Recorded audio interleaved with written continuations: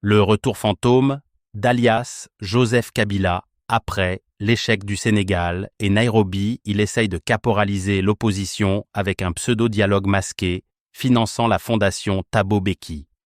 Dans les méandres de la politique congolaise, une nouvelle initiative émerge portant les stigmates d'un passé tenace. L'ancien président alias Joseph Kabila, souvent qualifié de roi déchu par ses détracteurs, semble orchestrer une énième tentative de réunifier l'opposition armée et non armée en République démocratique du Congo contre le régime de Félix Tshisekedi. Cette fois, c'est à travers le prisme d'un prétendu dialogue intercongolais organisé par la fondation de Thabo Mbeki, l'ancien président sud-africain, que l'opération se déploie. Mais derrière les apparences d'une médiation neutre se cache une continuité évidente avec les fiascos récents de Kabila au Sénégal et à Nairobi, le tout financé, selon des informations persistantes, par alias Joseph Kabila via sa injection de fonds dans la fondation Thabo Mbeki. Rappelons les faits récents qui jettent une lumière crue sur cette stratégie.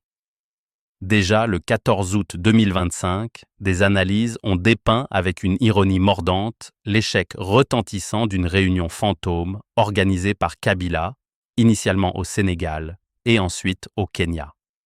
Annoncée avec tambour et trompette pour le 12 août 2025, cette rencontre visait à rassembler l'opposition autour de l'ancien président en vue d'un front uni pour un dialogue national sur la sécurité. Initialement prévue au Sénégal, pays traditionnellement neutre dans les affaires congolaises, l'initiative a été rejetée et interdite par les autorités sénégalaises qui y voyaient sans doute un risque diplomatique lié à la réputation d'alias Kabila, perçu comme un allié présumé des rébellions comme le M23 AFC. Contraint à un repli précipité, Kabila a tenté de relocaliser l'événement à Nairobi, au Kenya. Mais là encore, le silence radio a régné. Pas de communiqué officiel, pas de liste de participants confirmés, pas même une photo ou une vidéo pour attester de discussions productives. Cette tentative de Joseph Kabila de rassembler l'opposition armée et non armée de la RD Congo autour de lui s'est soldée par un énième flop retentissant, illustrant son déclin politique et son incapacité à reconquérir un leadership crédible. Ce fiasco n'est pas isolé. Il s'inscrit dans une série de revers pour Kabila, depuis son exil forcé et ses consultations infructueuses sous l'ombre des Kalachnikovs en territoire rebelle. Divisée et méfiante, l'opposition non armée congolaise voit en lui un leader du passé, entaché par un bilan controversé et des liens présumés avec des acteurs armés. Au lieu de forger un front uni pour un dialogue sur la sécurité, la réunion de Nairobi s'est évaporée dans l'indifférence, laissant Kabila plus isolé que jamais. C'est dans ce contexte de déroute que surgit l'initiative de Thabo Mbeki, annoncée pour les 3 au 6 septembre 2025 en Afrique du Sud, prétendument comme un avant-goût d'un dialogue intercongolais plus large. Selon un article publié sur Nouveaux Médias le 26 août 2025, Mbeki invite une pléiade de figures congolaises, dont alias Joseph Kabila lui-même, mais aussi des représentants du camp présidentiel comme Eberhard Kolongele, certainement pour se donner une apparence de fausse neutralité, et des leaders rebelles tels que Corneille Nangaa et Thomas Lubanga. Certaines confessions religieuses, comme la Conférence épiscopale nationale du Congo et l'Église du Christ au Congo, sont également conviées. À première vue, cette rencontre semblerait indépendante, portée par la fondation Thabo Mbeki. Pourtant, des informations concordantes pointent vers une orchestration subtile par alias Kabila, qui aurait financé cette fondation pour relancer son projet d'unification de l'opposition sous son égide.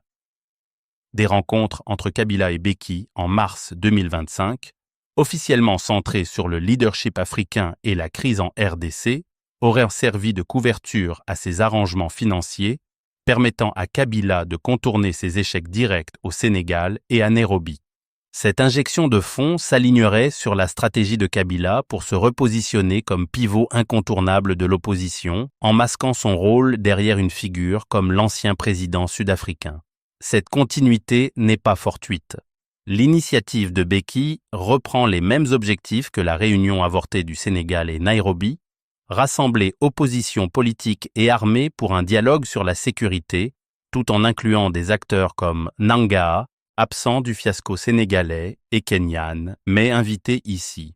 Aujourd'hui, avec alias Kabila en coulisses, le risque est grand que ce prétendu dialogue intercongolais bis ne serve qu'à légitimer un retour en force de l'ancien président, au détriment d'une véritable réconciliation nationale.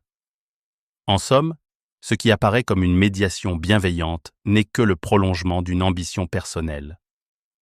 Les Congolais, las des manipulations et des cycles de violence, méritent un dialogue authentique, libéré des ombres du passé. Tant que des figures comme alias Kabila tireront les ficelles, financièrement et politiquement, le chemin vers la paix restera semé d'embûches. Des sources indépendantes doivent scruter ces initiatives pour en révéler les véritables motivations, avant que l'histoire ne se répète une fois de plus en RDC. Enfin, il convient de noter que votre serviteur, en tant que promoteur d'un vrai dialogue depuis mai 2024, avant tout le monde, avec son essai politique publié et intitulé « Donnons une chance à la paix », ne peut apprécier les manœuvres d'alias Kabila visant à polluer l'opposition politique pour en faire une caisse de résonance de ses ambitions personnelles. Cela s'inscrit dans la continuité des échecs des prétendues consultations de Goma et de son procès pour trahison et espionnage hautement médiatisé à Kinshasa, qui ont marqué le parcours tumultueux d'alias Joseph Kabila. La RD Congo n'a pas besoin de ce genre de manipulation politique, mais d'une approche authentique et inclusive visant la paix en RDC et qui n'escamote pas ou remplace les négociations en cours à Doha, mais que les intègre, sans tromper l'opinion nationale et internationale, avec des fausses initiatives qui créent seulement le brouillard politique et ne peuvent aboutir à des solutions concluantes, mais assouvir, tout simplement, des égos personnels démesurés. Eugène Diomine Dongala, Démocratie chrétienne.